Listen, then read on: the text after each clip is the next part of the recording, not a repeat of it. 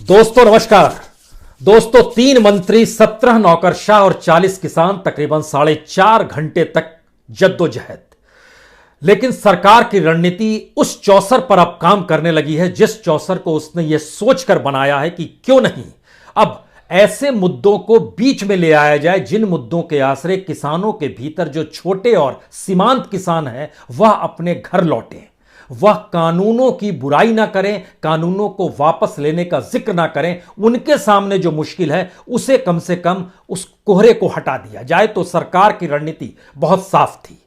2:30 बजे से चर्चा शुरू हुई, 7 बजे तक चर्चा चली। उस बीच में जो भोजन पानी की व्यवस्था थी उसमें भी पहली बार सरकार के मंत्री किसानों के साथ ही शरीक हो गए, जिससे संवाद बना रहे, संवाद टूटे नहीं, मैसेज जाता रहे। इसीलिए जो उन किसानों को अभी से डर है कि आने वाले वक्त में जो पावर को लेकर जो कानून यानी बिजली को लेकर जो कानून आने वाला है उसमें सिंचाई को लेकर जो सब्सिडाइज रेट पर बिजली मिलती है वह नहीं मिलेगी। सरकार ने बहुत साफ कहा यह कानून आया नहीं है और इस कानून को बनाते वक्त हम पूरी तरीके से ध्यान रखेंगे कि आपको सिंचाई के लिए जो सब्सिडाइज रेट मिलता है वो मिलता रहे। यानी उन किसानों की मुश्किल यहां पर हल हो गई जो सोच रहे थे कि क्या इस आंदोलन के साथ जुड़कर आने वाले वक्त में बिजली की सब्सिडी खत्म करने की जो सोच है उसके लिए भी आंदोलन करें, उनको दरकिनार किया गया। दूसरी स्थिति, सरकार की रणनीति बहुत साफ थी कि जो इन्वायरमेंट ऑर्डिनेंस आया गया है जिसमें पराली को लेकर बड़ी तौर पे फीस भी वसूली जाने का जिक्र है और सजा का भी जिक्र है, उसको सरकार वापस ले लेगी। तो खास तौर से जो कैश क्रॉप उपजाते हैं उनके सामने यह मुश्किल लगातार आती है और खास तौर से जो पश्चिमी उत्तर प्रदेश का इलाका है जहां गन्ना होता है उस इलाके के किसानों ने राहत की सांस ली कि चलिए पराली को लेकर तो कानून पे सरकार की सहमति है, अब हमें कोई दंड नहीं देना पड़ेगा, जेल भी नहीं जाना पड़ेगा। तो वह किसान भी थोड़े से अलग हुए। यानी कैश क्रॉप, छोटे और सीमांत किसान, ये 3 कैटेगरी को जब बांटिएगा तो वह इस आंदोलन के साथ क्यों जुड़े हैं यह सवाल वो खुद से अब करना शुरू करें। सरकार यह चाहती है, सरकार इसीलिए इस बातचीत को लंबा खींच रही है। इसीलिए ध्यान दीजिए, पहले दिन से लेकर अभी तक एमएसपी पर उसने कानून बनाने का जिक्र कभी नहीं किया। सरकार ने तीनों कानूनों को वापस लेने के लेकर एक शब्द भी कभी नहीं कहे। किसान पहले दिन से इस बात का जिक्र करते आ रहे हैं। तो क्या ऐसे में खास तौर से पश्चिमी उत्तर प्रदेश का इलाका है या जो कैश क्रॉप किसान उपजाते हैं या फिर जो छोटे और मंझोले किसान जिनकी जिंदगी बिना खेती के चल नहीं पाएगी, 2 जून की रोटी ही मुहैया उसी से होती है, तो क्या वो घर लौटेंगे अगर गाहे बगाहे इस आंदोलन में कहीं शरीक भी हैं? तो 2 कानूनों के जरिए एक मैसेज दिया गया। तीसरा मैसेज बहुत साफ था कि जो भी मुश्किल आपको आ रही है, इन 2 कानून जो बनाए गए हैं नए और एक जो संशोधन का कानून बनाया गया है उसको लेकर क्यों नहीं एक 5 सदस्यीय कमेटी बना दी जाए। यह कमेटी हर मौके पर चर्चा करती रहेगी। आंदोलन वापस लीजिए, कमेटी चर्चा करेगी और एक एक करके तमाम निदान लाए जाएंगे, क्योंकि सरकार तो आप ही ने बनाई है, किसान तो सरकार के दिल में बसता है। तो क्यों यह अविश्वास की स्थिति है? और यह इतनी शालीनता के साथ और रणनीति के तहत कहा गया, किसान बेहद शालीनता के साथ सारी चीजों को आज सुनते रहे। लेकिन यहीं से सबसे बड़ा सवाल निकल कर आ रहा है, जो पहले दिन की स्थिति थी वह आज भी स्थिति है। साल बीतने को आ गया और अब नए बरस में पहली चर्चा होगी 4 जनवरी को। तो क्या 4 जनवरी को एमएसपी पर कानून बनाने को लेकर सरकार का रुख लचीला हो जाएगा? क्या वाकई जो 3 कानूनों का जिक्र है उसको वापस ले पाने की स्थिति में होगी, या संशोधन का कोई ऐसा पिटारा सरकार खोज लेगी जिसके बाद कहा जाएगा नहीं नहीं सब ठीक हो गया? बहुत मुश्किल सवाल है, लेकिन इसका जवाब बेहद आसान है कि ऐसा कुछ भी होने वाला नहीं है, क्योंकि सरकार ने आज अपनी चर्चा के भीतर यह भी किसानों से कहा कानून यूं ही आसानी से नहीं बनते हैं। यूं ही कानून बनाकर कृषि सुधार की दृष्टि सरकार ने नहीं अपनाई है, उसके पीछे एक बड़ी लंबी समझ है और उस समझ को तत्काल में किसान नहीं समझ पाएंगे, लेकिन धीरे धीरे चीजें जब इंप्लीमेंट होगी तो समझ पाएंगे। अब सवाल यहीं से आता है कि सरकार जो पर्दे के पीछे सोच रही है, किसान जो शालीनता के साथ दिल्ली के विज्ञान भवन में बैठकर 4.5 घंटे तक मशक्कत तो करते रहा और उसके सामने 4 जनवरी के इंतजार करने के अलावे कोई रास्ता भी नहीं है, लेकिन क्या वाकई किसान क्या सोच रहा है? किसान के जहन में बहुत साफ है, वो जान चुका है कि एमएसपी उसे नहीं मिलेगी और यह मौका आंदोलन का है। अगर उसने सरकार से कानून में एमएसपी को तब्दील करा लिया तो शायद उसकी जिंदगी बन जाए। जो 3 कानूनों का जिक्र है उसमें संशोधन की दृष्टि में चाहे वो कॉन्ट्रैक्ट फार्मिंग का जिक्र हो, चाहे वो अपने तरीके से कानूनी कार्रवाई के लिए किसान के सामने भी अदालत के दरवाजे खुल जाएंगे, इसका जिक्र हो, इनको लेकर सरकार अगली खेप में संशोधन का जिक्र करेगी, लेकिन एमएसपी पर कोई भी आधार पे कोई बातचीत नहीं होगी। यह आज आप लिख लीजिए। उसकी वजह बहुत साफ है और जिन 3 कानूनों को लाया गया और सरकार ने जब यह कहा कि एक लंबी प्रक्रिया है, तो यह समझना होगा कि सरकार के जो रिफॉर्म्स हैं वो सिर्फ एग्रीकल्चर रिफॉर्म नहीं है। इंटरनेशनल मॉनेटरी फंड यानी आईएमएफ ने भारत सरकार से 3 क्षेत्र में रिफॉर्म करने को कहा था। एक लैंड रिफॉर्म, दूसरा एग्रीकल्चर रिफॉर्म, तीसरा लेबर रिफॉर्म। सरकार ने मजदूरों को लेकर भी कानून बना दिया है इस दौर में। उस पर अभी तक सबकी आंखें नहीं गई हैं कि किस तरीके से हायर एंड फायर की स्थिति में अब तमाम कंपनियां आ गई है, आप अदालत नहीं जा सकते हैं।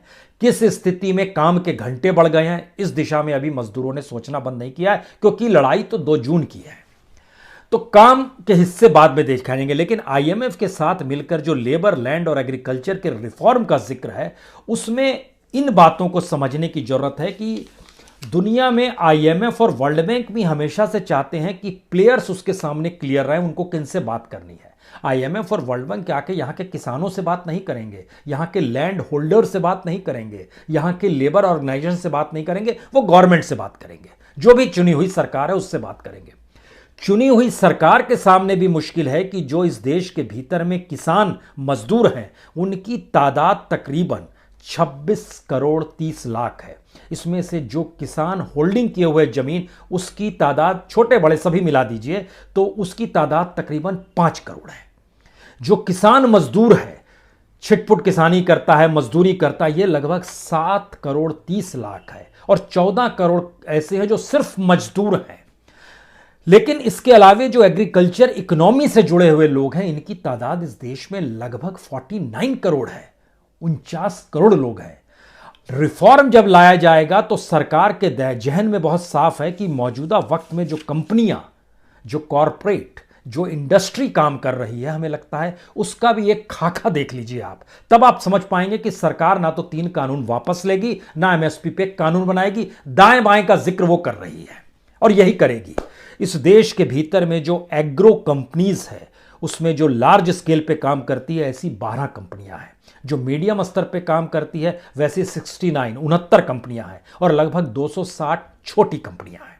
सिर्फ एग्रो कंपनीज जो हैं, जो सीड और फर्टिलाइजर से जुड़ी हुई कंपनियां हैं, उसमें बड़ी कंपनियों की तादाद लगभग 21 है, 310 मीडियम कंपनी है, 680 छोटी कंपनियां हैं। इसके अलावे आइए ट्रैक्टर से जुड़ी हुई कंपनी, एग्रीकल्चर के जो इक्विपमेंट्स होते हैं उससे जुड़ी हुई कंपनी, जो बोरवेल के लिए जो देते हैं इक्विपमेंट्स उनसे जुड़ी हुई कंपनी, इनकी तादाद इस देश में लगभग 175 से ज्यादा है। और जो इंश्योरेंस भी देते हैं, जो फसल बीमा देते हैं, उससे जुड़ी हुई कंपनियां भी जो इस देश के भीतर में है, वो 12 टॉप मोस्ट है और उसमें सिर्फ एक भारत सरकार की कंपनी है। इन सभी कंपनियों में जितने लोग काम करते हैं उनकी तादाद तकरीबन 1.5 लाख के लगभग है, जो कर्मचारी काम करते हैं, जो एग्रीकल्चर फील्ड से। लेकिन इनका जो टर्नओवर है, उस टर्नओवर को अगर आपको समझना हो तो आप कुछ कंपनियों के नाम से समझने की शुरू कीजिएगा अगर, तो आप जान जाइएगा कि दरअसल भारत के पूरे एग्रीकल्चर को ही उस मार्केट इकोनॉमी से जोड़ने का प्रयास सरकार कर रही है, जिसमें किसान कहीं नहीं आता है, मजदूर कहीं नहीं आता है। कोई भ्रम किसानों को नहीं रहना चाहिए और पंजाब के उन किसानों को भी नहीं रहना चाहिए जो ये मानकर चलते हैं कि वो रईस किसान है। उनको लेकर सरकार का नजरिया बहुत साफ है। वो किसान भी आने वाले वक्त में इंडस्ट्री लगा लें, एग्रो इंडस्ट्री लगा लें, एक्सपोर्ट करने लगें, या जो कर रहे हैं उनके लिए ठीक है। लेकिन जो सिर्फ किसानी से जुड़े हुए हैं उनके लिए ये कानून है ही नहीं और ये रिफॉर्म है ही नहीं। तो फिर उस दृष्टि में हम उनसे बात क्यों करें, जबकि प्राइमरी तौर पर तो किसान ही सबसे पहले होता है। जो भी एग्रीकल्चर की कंपनी होगी, कुछ भी उठाएगी, लाभ करेगी, यहीं से ये बात शुरू होती है कि कुछ कंपनियों को अगर आप देखना शुरू करेंगे और उन कंपनियों के लाभ की परिस्थितियों को देखेंगे, तो जैसे आप जेके एग्रीकल्चर सेंचुरी काम एक काम करती है, इसका रेवेन्यू लगभग 192 करोड़ का, इसका मार्केट कैप लगभग 154 करोड़ का है। एचपीसी बायोसाइंस कंपनी है, इसका मार्केट कैप लगभग 414 करोड़ का है। रघुवंश एग्रो फार्म्स जो है, इसका रेवेन्यू लगभग 437 करोड़ का है, मार्केट कैप 238 करोड़ का है। कावेरी सीड कंपनी, सिर्फ सीड को लेकर ये कंपनी डेवलप हुई और इसका रेवेन्यू 808 करोड़ का है और इसका जो मार्केट कैप है ये 3,060 करोड़ का है। जो नाथ बायोजेम्स है, इसका रेवेन्यू 268 करोड़ का है और मार्केट कैप 678 करोड़ का है। गुडरिक्स ग्रुप, इसका रेवेन्यू 803 करोड़ का है, मार्केट कैप 446 करोड़ का है। इसका जिक्र हम आपसे सिर्फ इसलिए कर रहे हैं जिससे आप समझ पाएं कि एग्रीकल्चर से जुड़ी हुई कंपनियों को कितना लाभ होता है। उसमें एक नाम और हमको लेना चाहिए, Bombay Bumrah trading corporation limited है, इसका रेवेन्यू लगभग 11,748 करोड़ का है और इसका मार्केट कैप 7,957 करोड़ का है। ये चाय के क्षेत्र में हो, कॉफ़ी के क्षेत्र में हो, प्लांटेशन के क्षेत्र में हो या बिस्कुट हो, डेयरी प्रोडक्ट हो, हॉर्टिकल्चर हो, सबसे जुड़ी हुई है। ऐसी बड़ी तादाद में कंपनियां जो हम आपसे एक लकीर में बात कर रहे थे। लेकिन सवाल फिर वहीं पर आ गया कि सरकार अगर इसे नहीं मानेगी तो किसान क्या करेगा, और सरकार अगर नहीं मानने की स्थिति में आ रही है धीरे धीरे, तो किसानों के पास ऑप्शन क्या रहेगा और 4 तारीख को अब उनको किन सवालों को उठाना चाहिए, यह भी एक सवाल होगा। तो उससे पहले हमको लगता है सिलसिलेवार तरीके से एक डाटा और आप देखिए, सिर्फ पंजाब का डाटा देखिए। पंजाब में आड़तियों की कमाई जो साल की है, जो सरकार बार बार कह रही है, उनकी कमाई एक साल में लगभग 1,500 करोड़ की है। जाहिर है सरकार इनको बिचौलिया कहती है, कमीशनखोर कहती है, गांवरानी भाषा में इनको आड़ती कहा जाता है। 1,500 करोड़, आप कहेंगे पंजाब में सिर्फ आड़तियों की कमाई 1,500 करोड़ की एक साल की, तो अब आप इसके नीचे आइए। फर्टिलाइजर जो बेचते हैं उन कंपनियों की कुल जो स्थिति है वो 15,000 करोड़ की है, जो सिर्फ खाद बेचते हैं। जो ट्रांसपोर्टेशन में जुड़े हुए हैं 1,000 करोड़ का है उनका सालाना बजट जो है। जो फार्म के इक्विपमेंट्स बेचते हैं वो 3,000 करोड़ का है। यानी जो मंडियां पूरे पंजाब में उनकी संख्या लगभग 1,850 है और इसमें जो मंडियों का टर्नओवर है, जो राज्य सरकार को भी जहां से मार्केट फीस और जो रूरल डेवलपमेंट फंड मिलता है, वो लगभग 3,500 करोड़ का है। यानी एक सिर्फ पंजाब को लीजिए तो वहां एग्रीकल्चर से जुड़ी हुई इकोनॉमी में सरलता से समझिए तो किसान अगर 100 जुड़ा हुआ है और उसको अगर 100 रुपए मिल रहे हैं, तो उस किसानी से जुड़ी हुई जो कंपनियां हैं उसमें फर्टिलाइजर है, ट्रांसपोर्ट है, फार्म इक्विपमेंट्स हैं, एक्सपोर्ट करने वाली हैं, तमाम तरह की कंपनियां जो एग्रो से जुड़ती है, वो तमाम कंपनियां जो हैं, अगर वह कंपनियां वहां पर 100 किसान हैं तो वहां पर उनकी संख्या सिर्फ 10 है। लेकिन ये 100 किसान अगर 100 रुपए कमा पाते हैं तो ये 10 कंपनियों की कमाई लगभग 10,000 है। ये डिफरेंस है और इस डिफरेंस को ही सरकार अपने रिफॉर्म का आधार बनाना चाहती है। वो पूरे तरीके से सारी चीजों को उनके हवाले करना चाहती है। ये बड़ी साफ लाइन है। ये पंजाब की एक छोटी सी स्थिति आपके सामने हमने रखी। अब यहां से सवाल होता है कि सरकार क्या वाकई ऐसी स्थिति में आ गई है जहां उसके हाथ पांव बंध रहे हैं? बिल्कुल।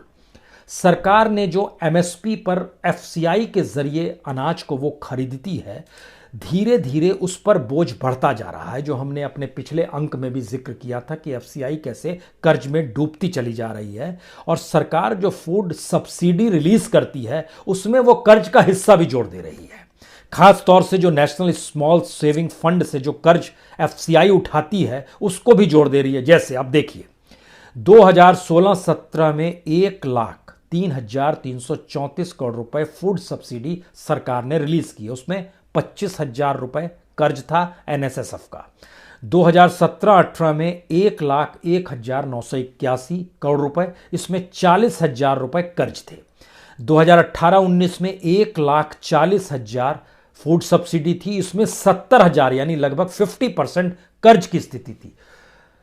अब सवाल यह है, और 2019-20 में ये कर्ज की स्थिति और बढ़ गई है और यहां पर सब्सिडी दी गई 1,19,000 की, उसमें लगभग 90,000 रुपए जो हैं, 90,000, ये पूरा का पूरा 90,000 करोड़ रुपया, ये हर को करोड़ में कन्वर्ट कीजिएगा, जैसे 1 लाख करोड़ है तो उधर 25,000 करोड़ का चक्कर था। इसी तरीके से 19-20 आते आते 1,19,000 करोड़ रुपए फूड सब्सिडी रिलीज की गई, तो लोन जो था वो 90,000 करोड़ रुपया एफसीआई पर कर्ज था, सिर्फ एनएसएसएफ का, नेशनल स्मॉल स्पेकिंग फंड का, सेविंग फंड का। सवाल यह है कि सरकार अपने तौर पर एफसीआई को चलाने की स्थिति में नहीं है। सरकार अपने तौर पर अनाज को एमएसपी पे खरीद के गोडाउन्स में रखने की स्थिति में नहीं है। सरकार अपने तौर पर किसानों को एमएसपी की रकम को कानून में तब्दील करके उसी रकम पे अगर खरीदने का भरोसा और आश्वासन दे देती है तो इस देश में से कोई भी कॉरपोरेट किसानों के पास खरीद के लिए जाएगा ही नहीं, क्योंकि जिस कीमत पे एमएसपी सरकार ने तय की है, आज की स्थिति यह है कि 1925 रुपए अगर गेहूं है, 1868 रुपए अगर चावल है, तो आप 10 साल पहले जब लौट जाइएगा, उस समय जो एमएसपी चावल और गेहूं की थी वही आज भी किसानों को खुले बाजार में बेचना पड़ता है। तो कॉरपोरेट इस लोभ में है कि उसको इतना मुनाफा मिलने वाला है कि एमएसपी जो तय हो रही है वह तो महंगाई दर से तय हो रही है और किसी भी सामान को उपजाने की लागत से तय हो रही है, लेकिन यहां तो उपजाने वाले बहुत सारे हैं, तो उनको क्यों नहीं अपने अनुकूल बना लिया जाएगा। तो लाभ का रेशियो बहुत जबरदस्त है, वो इतना ज्यादा है कि वो 10,000% भी आप कह सकते हैं, इस हद तक एग्रीकल्चर इकोनॉमी से उनको लाभ मिल जाता है। यह एक दूसरी स्थिति है।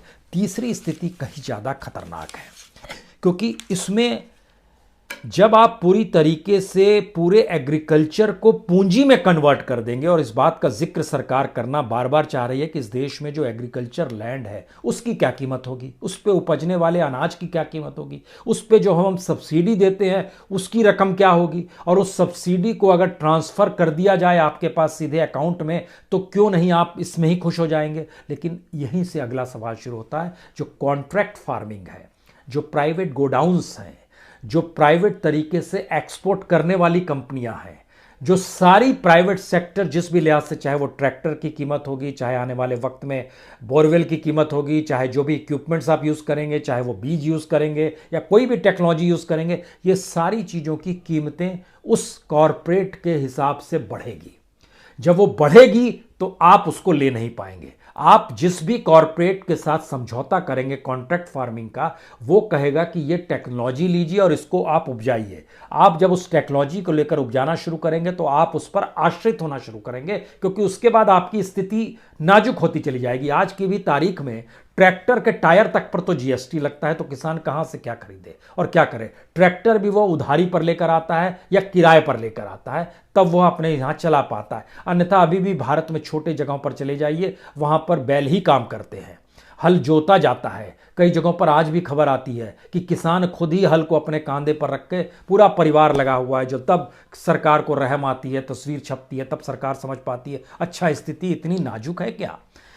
यानी जो शुरुआत में पहला दिन था वही आज का दिन है। ये साल बीतने को आ रहा है, लेकिन एमएसपी पर सरकार कोई कानून बनाने वाली नहीं है। इन 3 कानूनों को लेकर वह सिर्फ और सिर्फ नापना चाह रही है किसान को, कि किसानों के भीतर की उस शक्ति को समझना चाह रही है कि यह अपने पेट और अपने पैसे को लेकर कितने दिन तक टिक सकते हैं। सवाल सबसे बड़ा यही है, क्या सरकार सिर्फ कहने के लिए किसानों की है? भारत क्या सिर्फ कहने के लिए कृषि प्रधान देश है? भारत में क्या सिर्फ कहने के लिए 60% जो किसान पर या खेती पर निर्भर जनसंख्या है उसको सरकार अपने उस पैसे पर आश्रित करना चाहती है, जो बार बार कहती है कि हम डायरेक्ट ट्रांसफर आपको कर देंगे और आपका अकाउंट हमने खुलवा दिया है। यही स्थिति सरकार के लिए अनुकूल है, और जो कैश क्रॉप उपजाते हैं उनके लिए सरकार कह रही है अभी तो आपको मिल ही रहा है ना पैसा, फिर आप आंदोलन क्यों कर रहे हैं। और कैश क्रॉप वाले भी सोच रहे हैं कि शायद हमको तो पैसा मिल ही रहा है। वो पश्चिमी उत्तर प्रदेश के किसानों को भी तोड़ा जाएगा और आने वाले वक्त में छोटे और सीमांत किसानों को भी तोड़ा जाएगा। यह भी एक फैक्ट है। सरकार उस दिशा में आज की मीटिंग के साथ यह संकेत उभर कर आ चुके हैं। कानूनों पर बात नहीं, एमएसपी पर बात नहीं, दाएं बाएं की सारी बात, और लेकिन इन सब के बीच आखिरी बात उन देश के तमाम किसानों को भी सोचना है और इस देश में रहने वाले नागरिकों को भी सोचना है। यह देश अपने आत्मनिर्भरता पर तभी टिकेगा जब यहाँ की ज़मीन पर काम करने वाला किसान मजदूर 2 जून की रोटी से पेट भर पाएगा और स्वाभिमान के साथ रह पाएगा। अन्यथा सरकार की गुलामी कर लीजिए, सरकार किसी और की गुलामी कर लेगी। बहुत बहुत शुक्रिया, बहुत बहुत शुक्रिया।